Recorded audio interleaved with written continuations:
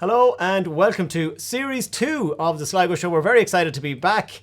Something that started a little dream in our head over a year ago, and now we've got our second season. So nice to have you all back. We had some great guests in the first season, and we've got some great guests lined up here for the next 4 weeks. And then we'll take another break. We're really kind of taking lots of breaks, aren't we? And then we're back in November and December for another run of shows. So tonight, as always, we'll have all your news, sport and entertainment from Sligo. I've got a very cool feature where I got to test drive a really cool electric car from Martin Reilly Mazda out in Carrow Row. But first, and without further ado, our very special guest tonight, known to many affectionately as Shambles, Seamus McGoldrick. You're very welcome to the Sligo Show. How are you keeping? Thanks, Brendan. I'm keeping very well. Very good, very good. Nice relaxed evening. Yeah, well, don't ask me that question about why they call me Shambles. And I was a few minutes late now, so I have to apologise to the viewers. There's never a stress here in the Sligo Show. Yeah, so well, I feel like I'm really on the main winning streak here or something like that. It's like Kenny Live. Remember Kenny Live? Well, I thought you might have said something better than that now. Kenny Live. Well, look, I suppose everyone knows your face, mostly from the surf at Strandhill, but I suppose not all of us know a bit more about your upbringing and, tell us a bit more about family life growing up and school, college, etc. like that. Oh yeah, well, I'm Strandhill born and bred. I didn't go too far from the tree. I did a few years in Dublin. I got a degree up in college there, and then after that I went out to Leitrim in Drumshambo, my spiritual homeland out near Keju. Yes. And Leitrim. So, but before all that, I grew up in Strandhill. Mary and Seamus out there, a lot of people would know them in Strandhill. And were they surfers at all, or were they into the thing? Or was that I in was the family? the black sheep in that sense. I was the only surfer. Yeah. And then like when did you first kind of hit the waves? Like, because it wasn't a family thing, I suppose. Was it big in Strandhill even back then? I'm a blow-in as well. So was it always a huge thing in Strandhill, or did it just... Well, surfing in the northwest of Ireland was a kind of an underground thing since the 60s. Surfing arrived in like 67, 66, 67, 68 into Sligo. There's some really interesting stories there. I'll go back and tell you about the surf safaris and the Silver Surfers. It was a great documentary was done.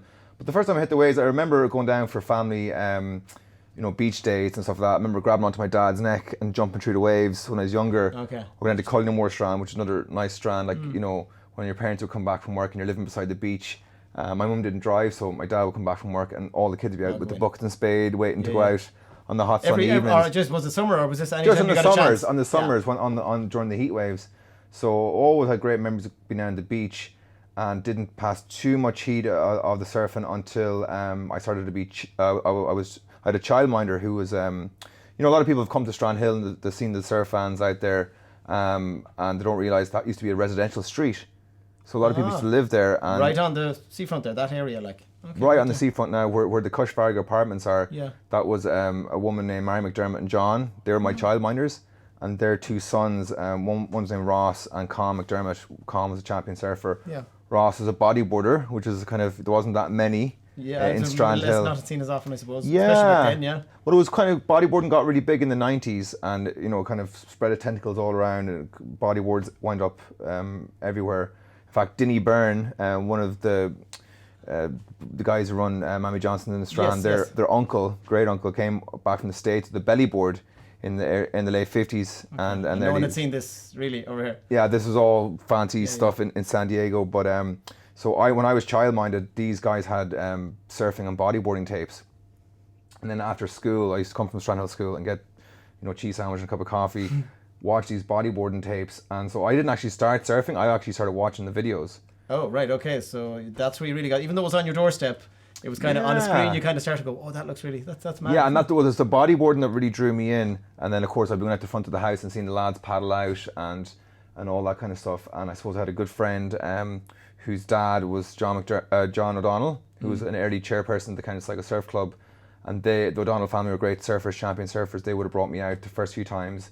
And just as a young 10, 12-year-old, I was really I saw in the videos and I saw the waves and I was like, right, well, one day I'm going to be doing that. Perfect match. Yeah.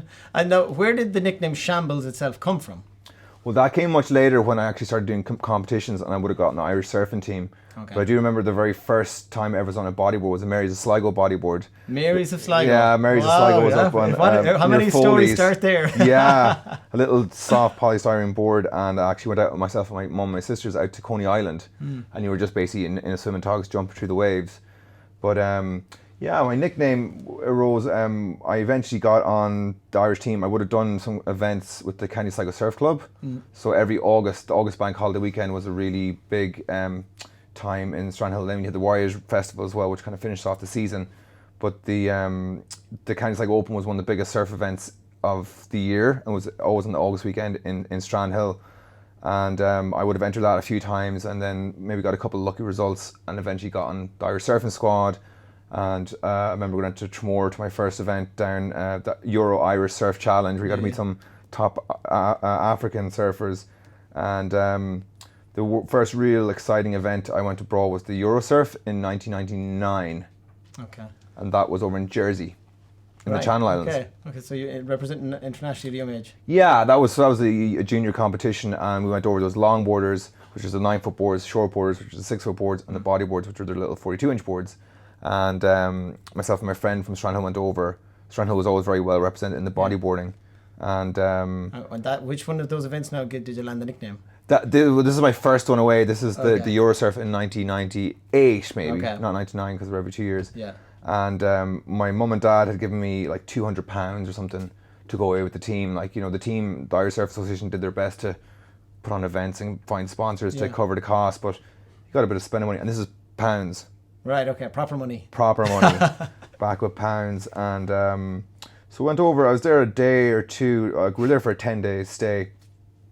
And I remember going over to a surf shop on the other side of the island. Now, I had a bodyboard with me, but I clapped eyes in this bodyboard, which is £195 over there. Oh, once right. you convert So it to £200 sterling, for the whole trip, is it? For the whole trip. And then you've seen one, Yeah, so, and this Manta bodyboard, I can remember today, with the crescent bat tail and I was like, okay, this is the one I have to go. And they're like, you sure? And I was like, oh, I have to I'm going to starve for the weekend, but I'll have Well, I didn't have a clue. I was only 15 or something. I didn't have much acumen, and so probably still don't have too much. But I kind of just, they're like, are you sure? It's pretty. I was like, oh yeah, it'll be fine.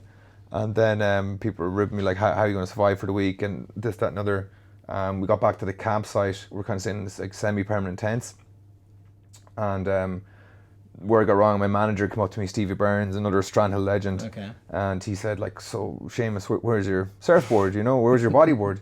And I was like, oh yeah, where actually is it? And I'd left it on the bus coming back from the surf shop. Lovely. So we had all these like the Irish surfing team was always a 32 county affair. So we always had these guys from Antrim and the North Coast and Portrush, and they had this curious surfing lingo. It wasn't all like dude and man. It was, what about you? And you know, you've got nae gumption, you're only a shambles, you're only a, you know. So it's this kind of things, you know. You're nae gumption. Shambles nae gumption was actually my official term. And also, it's not just shambles, for shambles nae gumption. Yeah, I'd have to Google that exactly. Yeah, I don't know if that exact we'll translation. We'll go back to surfing in a minute, but you went to Trinity. Yeah. And now, if I had to write this, I have to read this to make sure. Oh, brilliant! You studied physics and chemistry of advanced materials. Yes. Now, I've never heard that course in my life. Like, what kind of world is that, or what exactly would you? Well, like, you know, I was always interested in my surfing, but was also really interested in the books and study, and did a lot of science and math subjects in school. I did 2 years of general science in college. I wanted to study maybe astronomy in Galway, but I ended up going up to Dublin. I had some great friends up there, and the first 2 years was kind of general science, and then it was getting down to that you had to kind of choose. Yeah. On one side was theoretical physics, which was kind of interesting, but the theoretical physics crowd were a bit like, you know, they were away with it. And then the other side was just all chemistry. Right. And I wanted to get the balance between chemistry and physics. I didn't like the organic chemistry. And the biology, so I just wanted to do the inorganic and the kind of part of the physics course. So the last 2 years I did this course called the physics and chemistry advanced materials. So did you know, there's a career in this I want to do, or you're just like, that sounds better than the I other didn't thing? think career. See, once I went to just get college, the qualification. Well, look, I was reading all these bodyboard magazines and surf magazines instead of your books. So before I went to college, and I was just mad to go traveling, and I really wanted to go to Indonesia. So like, I knew I was going to get my degree and then go traveling afterwards. I didn't really think too much about it. So for the last 2 years I just did this. It was like microelectronics engineering. We did like nanoparticles and nanotechnology. Was the first. I'll probably do it now in more courses, but we were the first course to do this like 18 lecture course on nanotechnology. back then. So And yeah, it's become such a huge superconductors thing now, and stuff. nanotechnology. Like, so you were ahead of the Yeah, game as such. yeah. Well, look, I mean, I just got my degree, and then I went out and I studied something completely different. That's what I was going to say. You went in and did, again, I have to read these out. Like sound engineering, performing arts, and folklore, trad. Yeah. In Leitrim. So, in Leitrim. And now, do you mind me? Where were you going? Right, my chemistry of advanced materials. Next, I'll be a sound engineer. Or Chalk and cheese. Where was the draw for you on that? Where was the draw to you? Well, I had to move back closer to the west. I mean, living in a city was kind of great, and being in college was such a great experience and a great education. And like we do have a great education system here in Ireland. That's one thing you can really say about the country. But I just couldn't really handle cities and city life, and I wanted to get back and get a car. And see, around that time as well, Brendan, you have to understand that when I was studying in college, if I wasn't a surfer, I'd probably just be a scientist now, and I'd be very happy doing that. Yeah.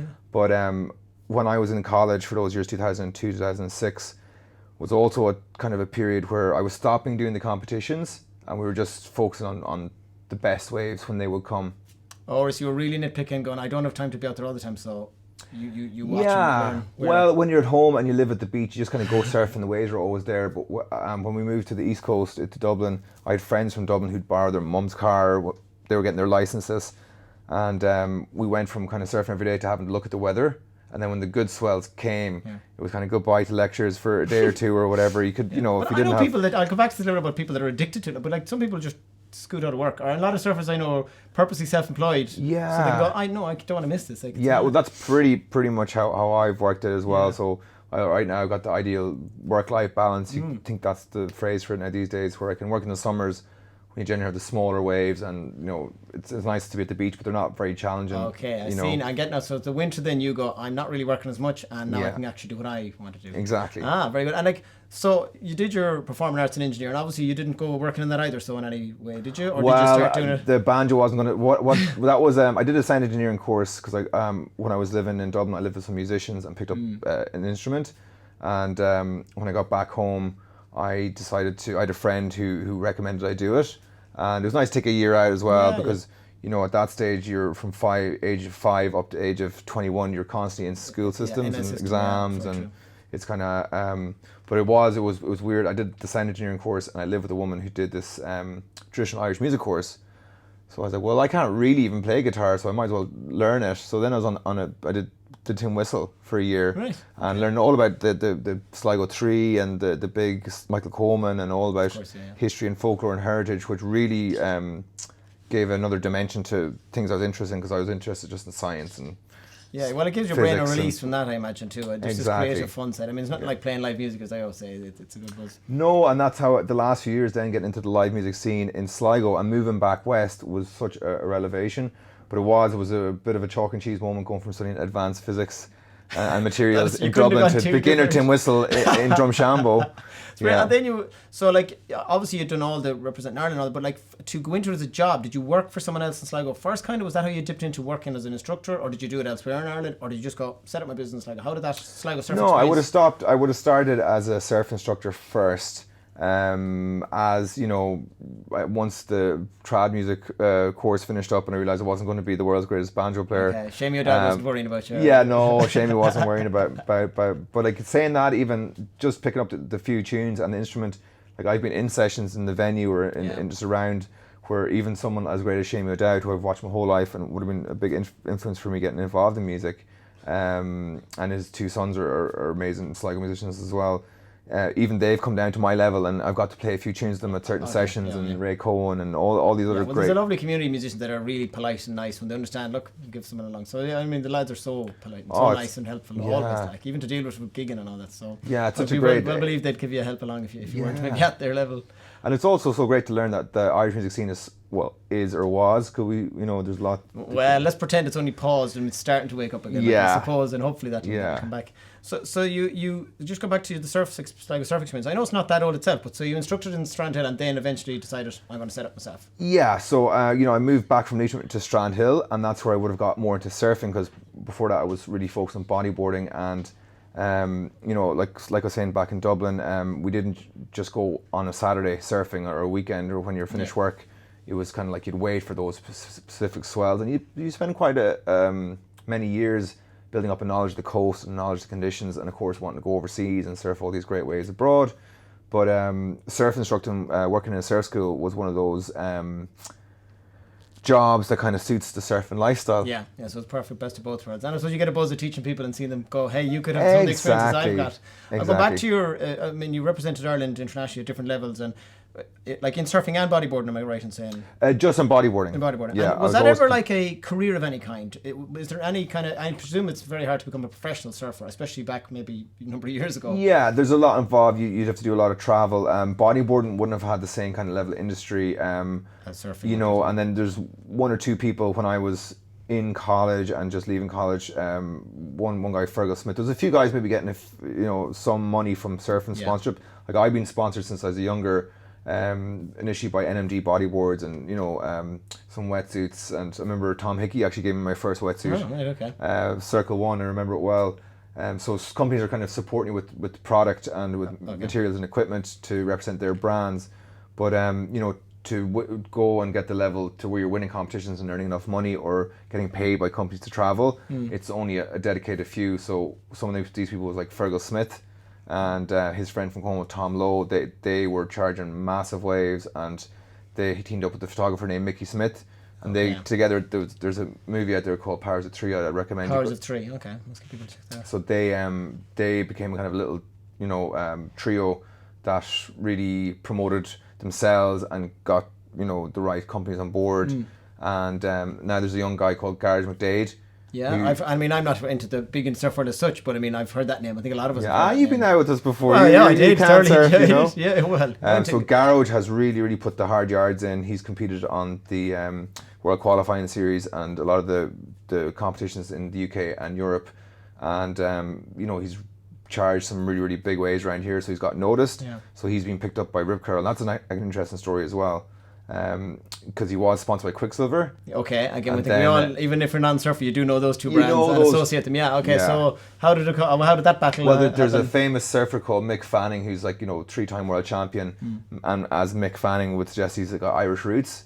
So for one of his video projects, he came to Ireland to kind of chase his roots and chase a swell, and Garage is one of the best up and coming young Irish people. Kind of tagged along the trip. Yeah. And Mick was like, oh gee, he's a good surfer. And when Mick went off, he must have had a word with the guys in Rip Curl and said, like, look after him. Maybe nab him off the competitor. So he's been with Rip Curl the last few years now, and he's like, his full-time occupation is surfing. So when you say, I mean, I know that I read that you and a bunch of friends started really exploring the surf around the West Coast more. So was that like just for a bit of a hobby? Or were you going, let's really see where there's extra cool swells as such around? Were you trying to promote it as a destination? Or was it just no, we weren't trying to promote any destinations, no. See, if I told you, I'd have to kill you, Brendan. And now, the media did pick up on this.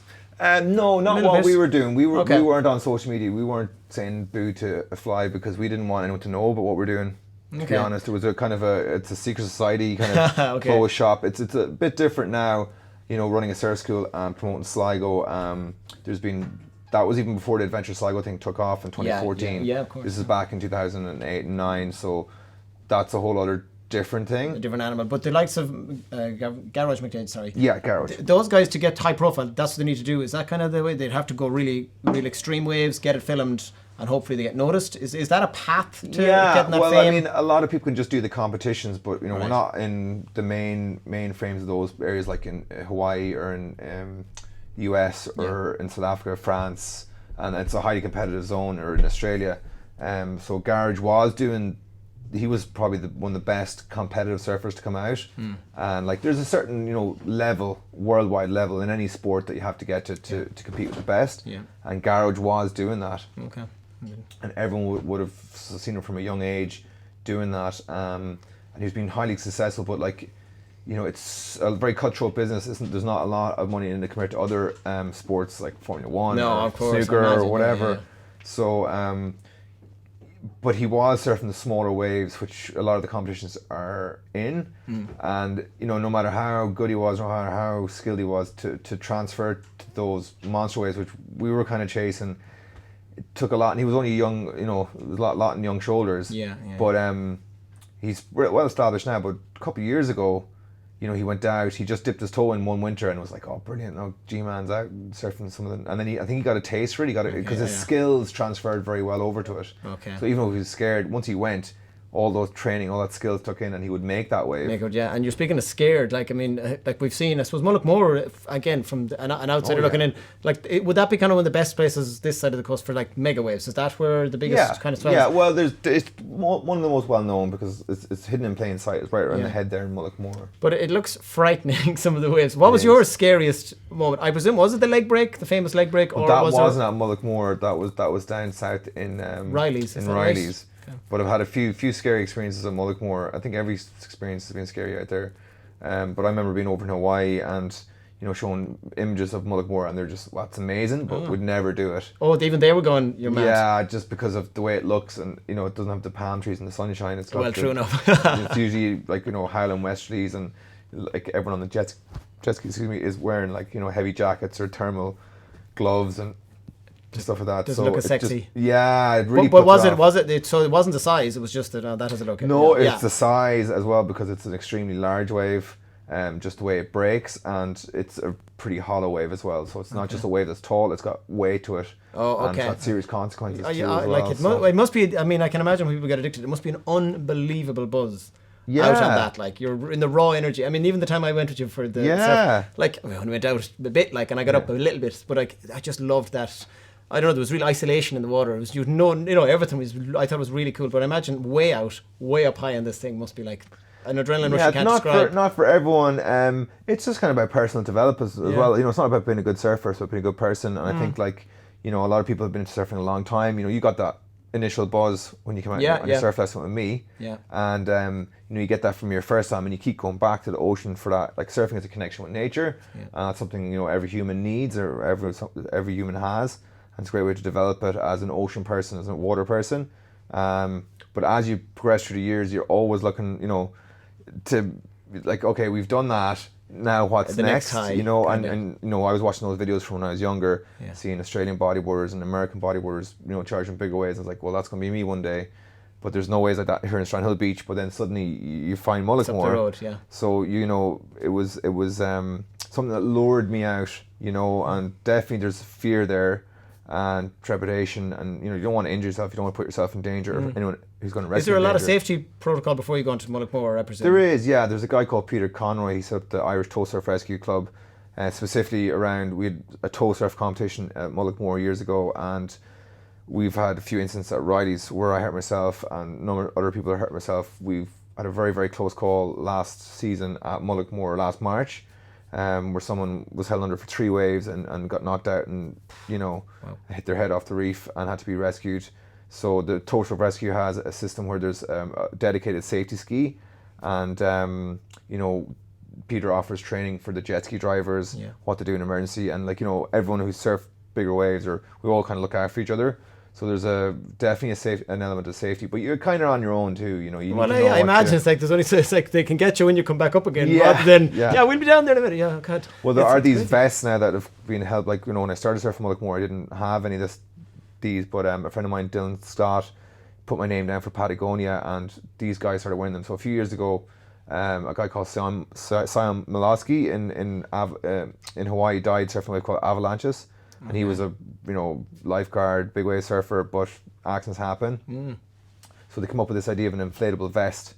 Ah, okay. So that you wear that under your wetsuit or on top, and when you're under the water, you can pull a tab, and it works off these CO2 cartridges that you use for a bicycle repair pump. Yeah. To pump up your tire, and that inflates bladders, and then that brings you to the surface quicker. Wow. So we've been using them quite a lot. Especially on the dangerous areas, obviously. Not your average surf. No. They're not for sale in the shops either, because, you know, it's a funny one. You don't just on sale, so anyone can just go out. That's it. I mean, like, well, I imagine most people that haven't a clue what they're at wouldn't chance it, obviously. Like, we'd be surprised. Like anything. Well, look, we're going to take a little break now. Cool. Found it really interesting. I'm going to be Googling a lot of these things we've been talking about, because it sounds fascinating. So we're just going to go to our local news, sport and entertainment with Alana, Jessica and Karen.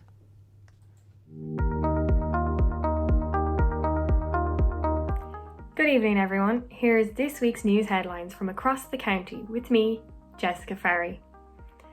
The bad weather didn't deter the thousands of people who attended 2 nights of free live music at Stephen Street Car Park over the weekend. The festival, headlined by Imelda May, was produced by the Sligo Live team and drew a huge crowd both nights despite the wind and the rain. The strong historical links between Sligo and Chile were emphasised during the ambassador's visit to the county last week. Elsewhere, a Sligo family are aiming to raise $110,000 to fund cancer treatment for a gravely ill family member. And we hear how some people are having to put rent before food as the cost of rents across the county continue to increase, with the housing crisis only getting worse. You can read all of these stories and, of course, lots more in this week's The Sligo Champion, out now in shops, or if you prefer, you can subscribe to the e-paper at sligochampion.ie.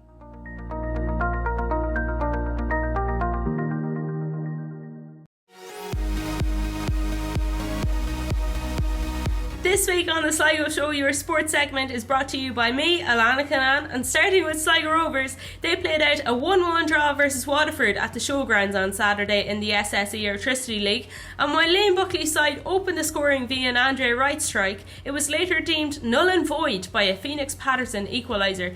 Man of the match in that one for the Bit of Red was, of course, Johnny Kenny, who alongside teammate and Leitrim native Niall Morahan and also fellow Sligo man Liam Kerrigan, who currently plays for UCD, all earned call-ups to the Republic of Ireland Under-21 squad, which is to take on Luxembourg at Tallaght Stadium on Friday, October the 8th, and also Montenegro on Tuesday, October the 12th. Moving on then to a smaller ball, Strandhill Golf Club played host to the All-Ireland Mixed Foursomes golf tournament over the weekend, where Dunrail and Enniscrone were crowned champions. The penultimate day of this year's club season, it was a massive occasion for the area, while also being a busy one, as Strandhill also saw rugby action on Saturday. There, Sligo made a winning start to their Energia All-Ireland Division 2B League campaign with a 25-17 victory over Wanderers.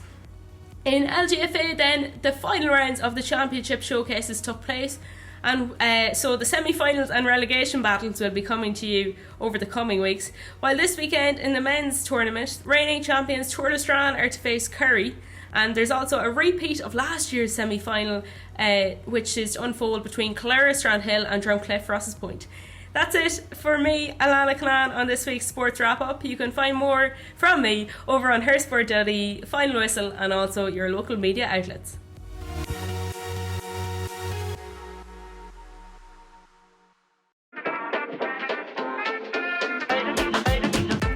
Hi everyone, it's Karen Gordon here from Pop-Up Theatre Sligo and the Star Factory with your Season 2 entertainment update. Live theatre is back with the Blue Raincoats' newly devised production of Hunting Darwin. The story of an incident that happened during Captain Scott's ill-fated attempt to reach the South Pole. Now performing at the Factory Performance Space, running right up until the 9th of October, with shows at 7:30 and 8:30. Tickets are on sale from blueraincoat.com. If you're looking for something for little ones this week, the Hucks will have a fabulous show called Shimmer by Anna Newell, taking place on Wednesday the 6th and Thursday the 7th of October. Shows at 10:30, 12 or 2 p.m. Tickets are €10 for an adult and one baby, and it's a mixture of music, dance and sensory experiences not to be missed. Also taking place in the Hawkswell this week, musician Freddie White performs on Friday the 8th of October. Tickets are €10 and €20. And Once Off Productions proudly present Aron Auguste on Sunday the 10th of October.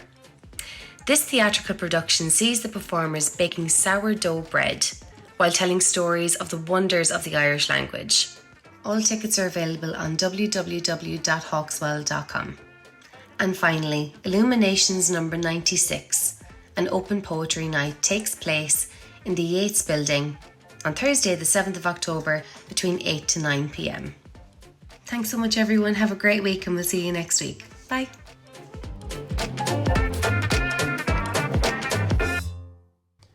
So thanks to all the team there for our news, sport and entertainment. Amazing as always. We're back here with Seamus. I'm going to call you Seamus. Does everyone call you Shambles? Or that's, you don't Shambles is my name. My friends call me Shambles, okay. and definitely within all the surf industry. But then, when it came to my own surf school, we were going through names and stuff, and I was like, Shambles Surf School. I was like, it's not really inspiring parents to give me their kids for 2 hours. I can totally understand that, So Sligo Surf Experience did the job. It did, yeah. Well, I want to Sligo in the title anyways, so. Well, we were talking about addiction to surfing and the whole thing. Like, for you, which do you prefer? Do you prefer surfing or do you prefer bodyboarding? Well, I'm a bodyboarder, and I guess I surf as well. So I mean, it's antithetical for me to try and choose between them because, I don't need to do them at the same time. Yeah. Yesterday, if you said you can only choose one, would you have a preference? Bodyboarding. And you do bodyboard in Mullaghmore, or no? That's only I bodyboard, and I've never surfed Mullaghmore. Okay. Sorry, I was thinking so you have to surf because they're so crazy, but no. And I've seen some of the skills. Like the flips on that on the bodyboard is amazing. Like, it really. So it's like the difference between snowboarding and skiing, and I started off bodyboarding for years, and I was just like completely. That's what I want to do. And there's there's twice as many bodyboarders in the world than surfers. We outnumber surfers 2-1 in participation. Wow. You've ever seen people on the little boogie boards on the beach flapping in. But the surf industry in the late 90s and early 2000s, it kind of went mega global, and bodyboarding was the fastest growing water sport in the 1990s. And but then towards after millennium, it didn't really. The surfing industry and the bodyboarding industry separated. So it's a bit more underground, the bodyboarding community, and I just love it for that reason. Okay, yeah. And in Ireland, there's a very solid crew of us. A lot of us are not even Irish, but they are Irish. They're like Portuguese and French and Cornish. They're just that's the Irish bodyboard crew. They've dug their roots into that. But then again, across the whole world, I have a network of friends across the whole planet. I presume you can go anywhere in the world and have somewhere to camp. Yeah, there's that community, I'd say. And the same with surfing as well, but just it's a microcosm within a microcosm with bodyboarding. But the relationship between bodyboarders and surfers is very good in this country, and I'm just really like promoting bodyboarding because there's a load of people out there promoting surfing, but for example, yesterday I went off my van looking for a wave. I had my surfboard and my bodyboard in the back. Checked a few spots. The best spot I saw, I said I'd take my surfboard out. Tomorrow I might take my bodyboard out. So I've got the best of both worlds. Yeah. So you're able to do both really well, I imagine, at this stage. Oh, well, I better practice what I preach. Like the day I went surfing, it's one thing I say about surfing, like in Sligo, which, we do get a bit of rain here. Oh, yeah. I think it's a brilliant activity to do on a wet day because you're wet anyways. And the day I went with you, it was lashing rain. Sure, it didn't matter at all. So I think anyone goes, what are we doing on a wet day? It's like, go surfing. Like, it's so good. But when I was looking there going, do you ever actually get sick of being wet all day long? Well, it depends. If I haven't been surfing in a while, I just want to just jump in the sea and get just get wet. We surfers often say that the waves aren't that good. They're like, we just glad to get wet. Yeah. But during the summer when at the start of the year it's grand, you're kind of getting in. But once the busy season hits, you're in your wetsuit all the time. All day. Well, I do a lot more management of the business now these days, so. I actually kind of prefer being in the water sometimes with the kids and with the adults having the crack, and that's the fun part of the job. But definitely, it is a great job because every time I come down with the group and I get onto the beach, it's just like wow. Another buzz, and I got that off you that day. Where not only great instruction, clear instruction, safety was. If anyone parents looking in and their kids are going with you, oh my God, you'd be as safe as houses. Like I thought it was really good. But it was great fun, and you were. And I mean, it's not easy to keep doing the same thing class after class. And you had a lovely joy and energy with everyone that was getting going. So that must be a nice thing to work. Well, every job gets repetitive after a while. I'm sure even. The host of Sligo we haven't been doing it that long yet. Come back in a year or two, we'll see how we're getting on. You're natural. And I assume your car, the house, like if I bring the kids to the beach, the whole beach comes back. Your house must be just a beach at this point. It is, yeah. Well, you do get very familiar with your wetsuit and you get very used to be putting it on. But it's great just being able to be outdoors, and I always say to people it's great to be able to live and work in your own village. Because a lot of my generation who went to Summerhill College, like a lot of them are they went off into their colleges and got their degrees probably and all that, but most of them wouldn't be living in Sligo, either in Dublin or Galway or Sydney or Toronto or wherever. So it is, you said, and something you love doing as well, like, and right on your doorstep. And outside of Sligo in Ireland, or maybe it is in Ireland, where is your favourite place to surf? Like, if you, where's the best place in the world you've been? Yeah, well, there's always a better place, maybe, and on its day, there's some spots ever good. There's probably one spot here in Strand Hill that's one of my favourite places to surf. All right, okay. But it breaks so often, you might as well forget about it. Okay. And then I have a few places up, like one of my what I would call my home spot, which is not even in my home county, it's up in Donegal, is a place called Black Spot. Okay, and that's I've heard this name along the way. Yeah. Daniel McGarrigle, you probably know Daniel. Yeah, he have been of course. In Yeah, so Daniel Brown, all these guys. But so I that's very close to my heart as well. And I got a bunch of favourite waves, but I suppose I have only one favourite. Yeah, just so many. I mean, the wave Reilly's where you broke your leg. Where I broke my leg is probably one of my favourite places as well. But yeah, that's they never put me off. But so. I have one favourite. Was there somewhere out far that you were like, it was not even just only the wave, but the location, everything was just glorious? Oh yeah, well I went to Hawaii and I surfed this wave called Pipeline, which is one of the more famous waves in the world. It's up there on the north shore of Oahu in the Hawaiian Islands. It was an amazing experience to go there. I would love to go back and surf it again, but I couldn't say it's my favourite wave, even though it was palm trees and sand, because it's just so crowded. Very Instagram friendly, so I imagine. Very Instagram friendly. And I've surfed some really great waves around the world, but I've never got better waves in Ireland. So I had to say some of the waves, my favourite wave will probably be a wave in Ireland. But that's not to say now we're kind of getting through the COVID era. Hopefully international travel will open back up again, and I'm really looking forward to getting abroad. And yeah. And I mean, if someone wants to go and watch some of these extreme waves, I presume locally Mullaghmore is, we've talked about it.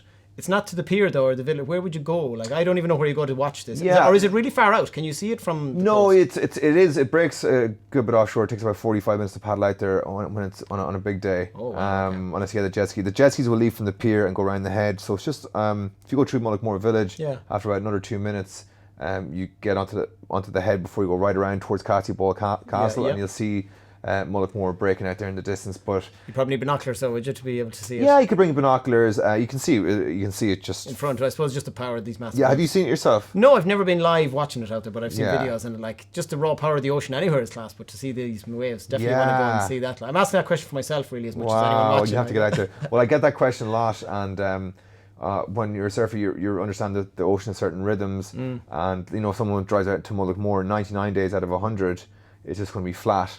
Right. And you won't see any wave there. So it's nothing to do with big winds or storms, is it? Is it swells that come from across the Atlantic or something? Exactly. See, I know loads about surfing. Yeah. So that's what you're watching for.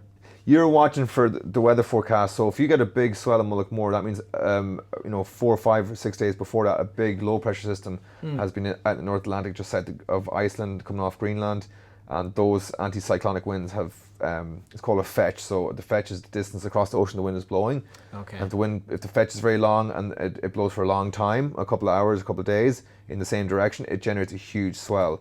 These swells take 24 hours or 48 hours to cross the ocean and slam into the coast of Sligo. So there's some website that would be really intricate knowing exactly. Yeah, there's Magic Seaweed and Wind Guru, and we're kind of monitoring these things. So I might see in 4 or 5 days, oh God, there's a big swell from Mullaghmore coming now. Yeah. In another 2 days, that forecast could just disappear, and you might be like, oh, we have to wait for the next one, or it could intensify. Yeah. So, especially North Atlantic, it's very hard to predict.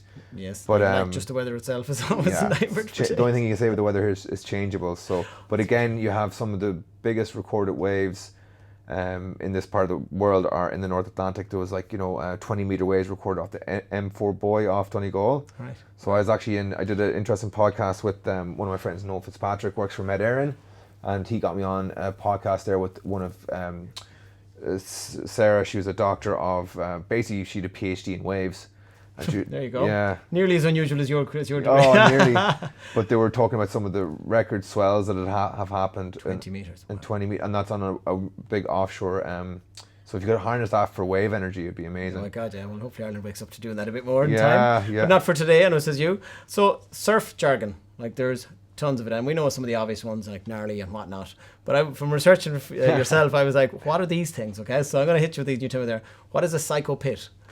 So basically, waves can be like spilling waves, which you might see in a small day, a 2 foot day out in Strand Hill, or when Mullaghmore is breaking a 20 foot low tide, it's not coming in and crumbling, it's pitching, and there's a huge, what we call a barrel. Yes. or a tube. So you've heard of that.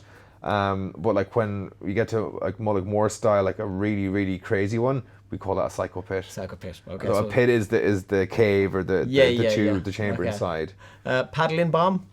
Yeah, so again, when you're surfing waves like that, Mullock over the last 10 or 20 years, they started pioneering towing in, which is surfers use a jet ski to hold onto a rope and get towed into a wave or whipped in. So we call that a tow in.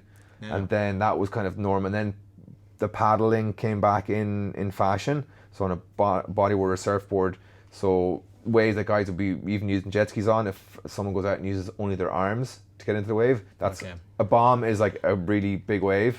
So you'll have waves all day, and then a bigger one will come in, and that's the bomb, you know. And you're always looking for a bomb. The bigger of the average ones, and that's paddling bomb. Full froth mode. Nothing to do with coffee. Nothing to do with coffee. When you're frothing is when, like, you know, you're driving around and you come up to a surf spot and the waves are really, really good. Okay, so it's not actually in the water, it's actually... No, okay. So you're actually frothing. You're frothing at the mouth to get out there. Right, okay. And then when you're in full froth mode, it's just like, you know, you just can't wait to get out there. A crazy closeout. Yeah, so a wave which peels and breaks, that's a peeling wave, that's what you're looking for. But nearly every wave at the end, it finishes and it closes out. Yeah. You might take off in a wave that looks like a peeling wave, and then it breaks too fast, it will close out and just smash into the water. And a crazy one is just you know, sometimes you just might go and you know it's going to close out anyways. So so away from surfing, other hobbies, is it just music, or is there other things you take part in? There's loads of stuff to do in Sligo, obviously. You know, what do you do to get away from surfing? I've actually got quite a few other little hobbies. When I was out in Leitrim, I took up I could play a little bit of guitar and Irish music, and then I took up the banjo. So I like learning tunes and going to traditional music sessions. But also in that course, I learned a lot about folklore and heritage, and I started learning a lot more about Sligo or about Irish myths. And a couple of years ago, a friend of mine suggested I researched the local history and ended up giving a talk on Strandhill history. So actually this winter I'm working on a writing project called, it's going to be called Waking Maeve. And so for the last 4 or 5 years, each winter I've been delving into the history of Sligo.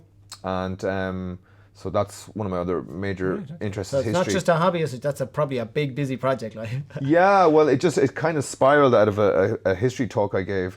And then I just kind of... I saw there isn't really a history of Strandhill. So it's a kind of a history of Strandhill and Killera based on the ancient history of Killera, which is, you know, that the whole peninsula with Balshay Bay on one side, Sligo Bay in the north, and then the Atlantic Ocean. So 70% of the megaliths in Ireland are in kind of Sligo. Oh, right. Okay. Yeah, that means true. Yeah. Yeah, and then a lot of them are in Killera. We have 3 major hilltop cairns in Knocknarea and 2 in Kieran's Hill.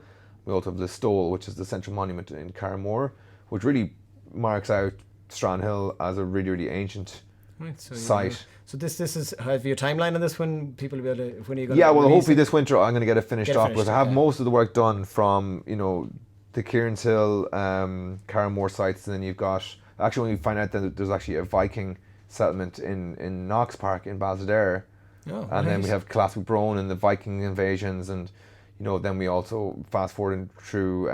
You have the Spanish Armada, the story of De Cuir, and that's a fascinating story. And there's all the myths about Sligo and the famine.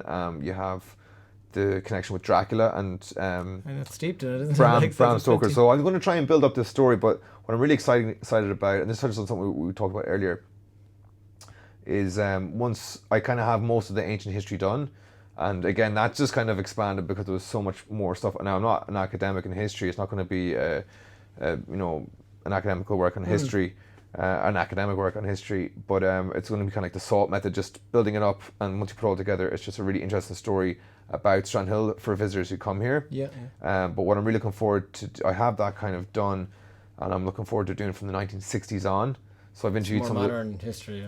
Exactly, yeah. So and speaking of modern history, then, in my research, Can you tell me about the bit of folklore? There's a group called the Top Road SBNPO Misbehaviours Club. Yeah. I mean, like, how did you hear about that? Oh, you see, it's on the internet. Oh, so no. I don't think there's videos or pictures now. But No. I presume this is a nod and a wink. You won't find out any more about that, Brendan. Well, that's just like, I mean, you know, my nickname is Shambles, and there's like, you know, the surfers they're good characters and they're good crack. Yeah. And you actually asked me a really interesting question earlier about, like, you know, what was Strandhill like back in the day. Like, it's got very popular now with 5 or 6 surf schools in Strandhill.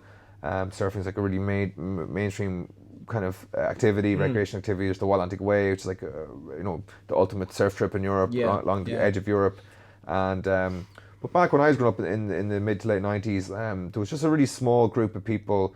If you were seen as a surfer, you kind of, no one really knew what it was.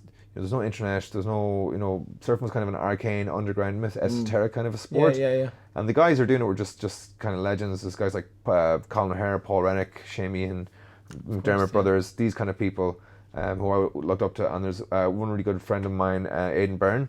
He's now over in Japan. Oh, okay.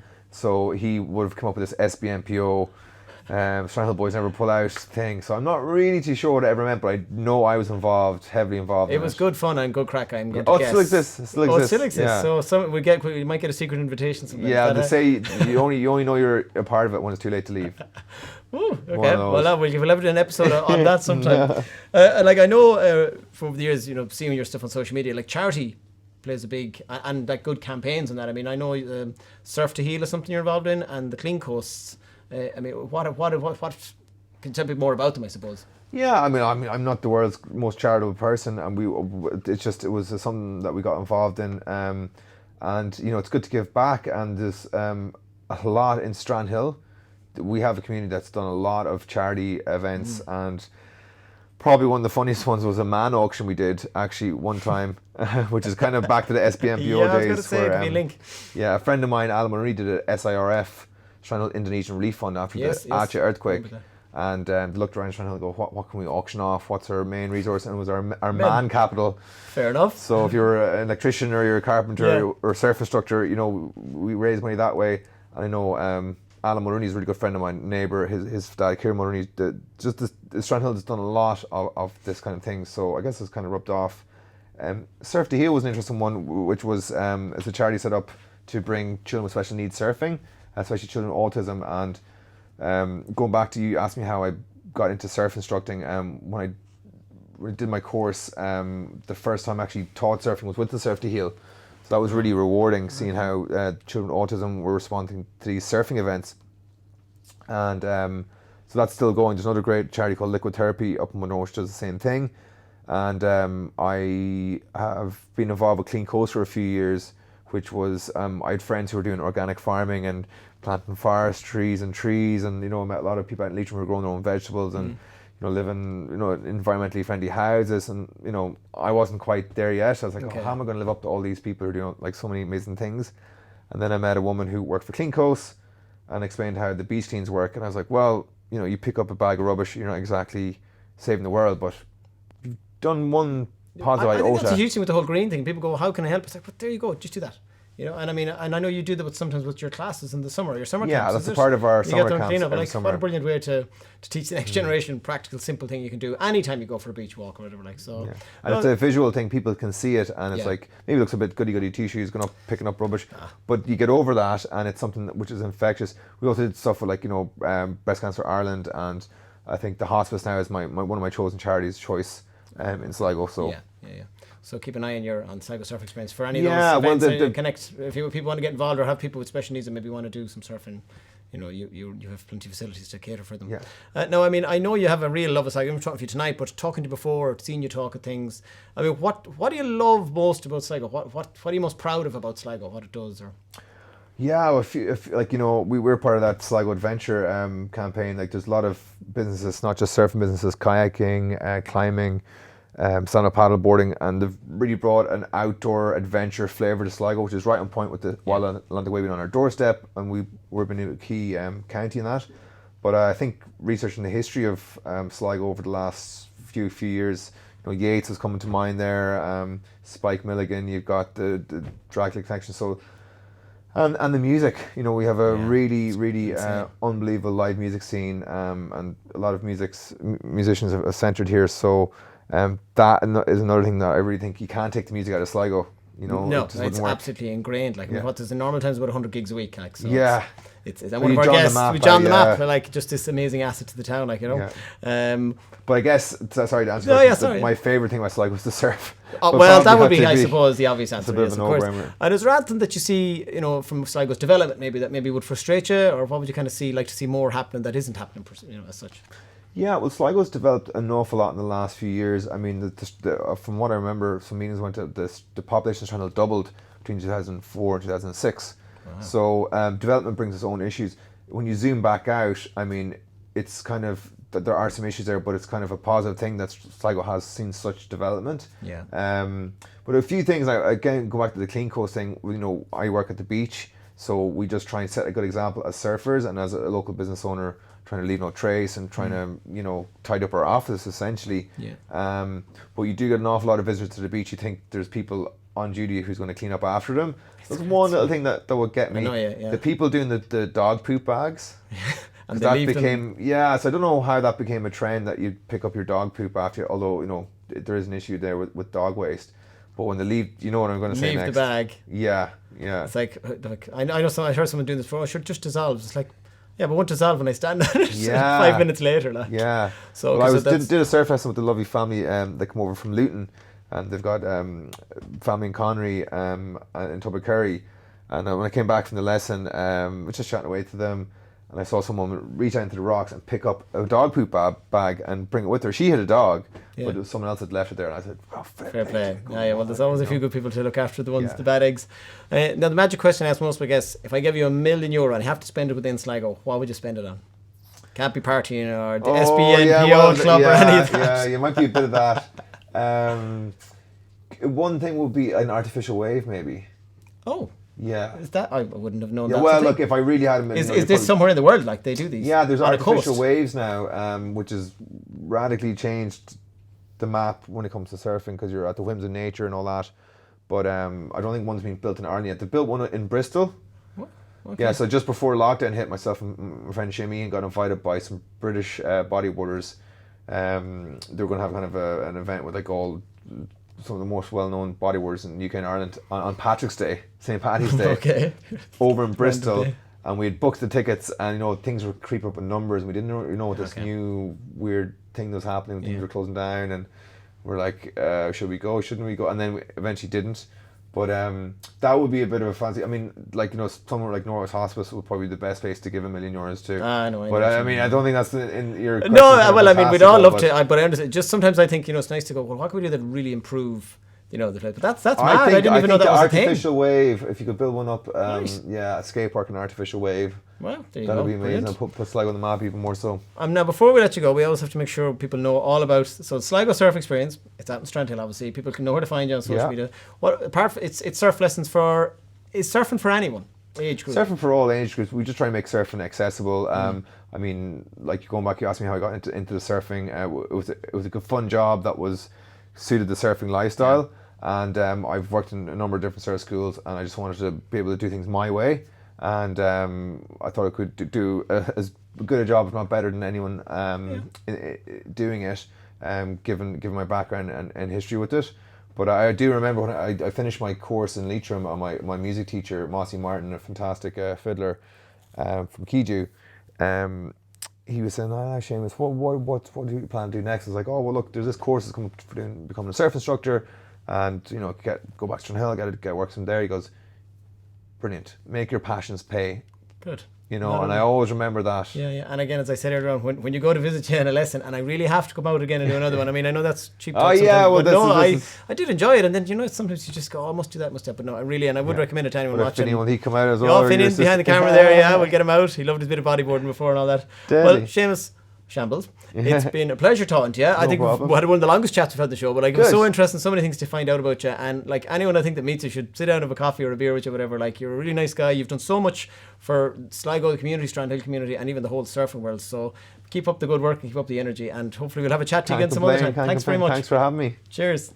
So Thanks to Seamus there. We're going to now go to a lovely local feature with Martin Reilly Motors Mazda. They gave me a lovely Mazda electric car to test drive for a week. So I'm going all Jeremy Clarkson here in the upcoming clip. Now we're going to show you a little piece of the VT we made, and you'll be able to watch the full clip on our social media and Martin Reilly Motors social media over the coming days as well. So have a look at this. Hi, Brendan here from the Sligo Show.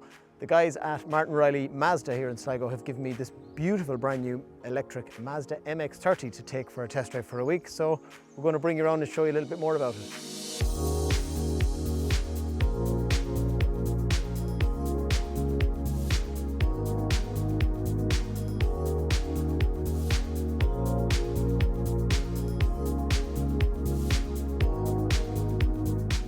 So the range of this vehicle is advertised as 200 kilometres. So in fairness, even Mazda are saying this really isn't the car for someone that's going to Dublin every day or that length of a journey.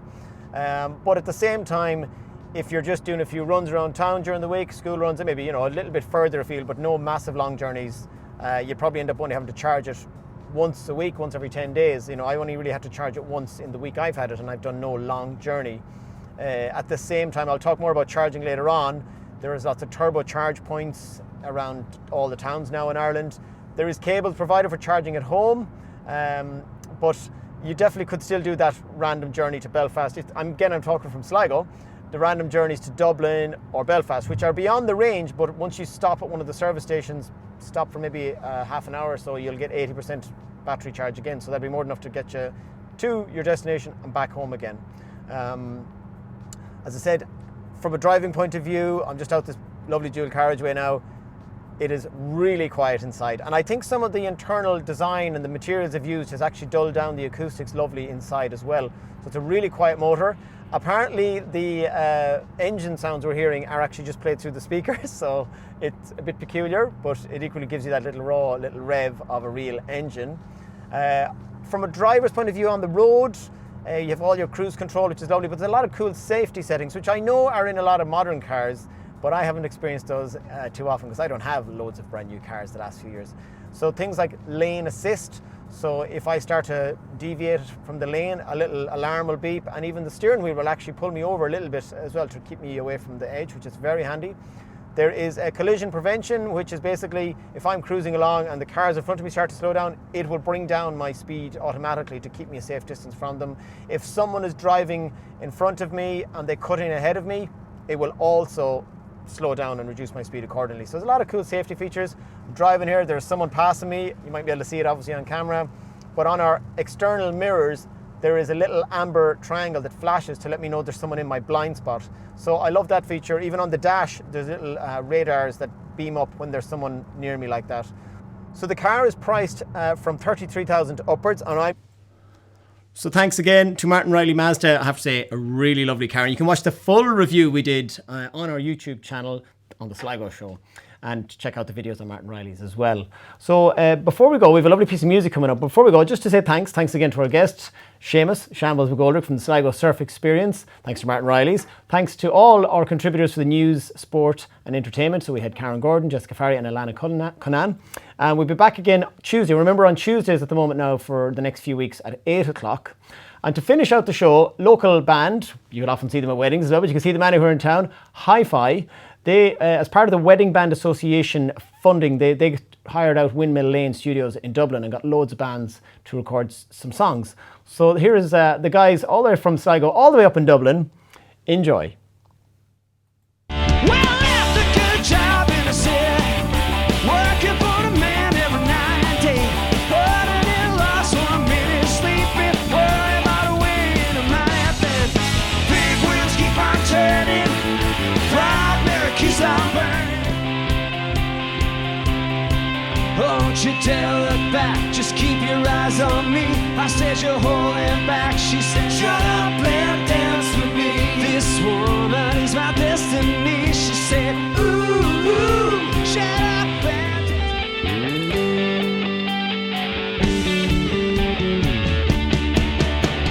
She got a smile and it seems to me remind me of childhood memory. Everything was as fresh as a bright blue sky.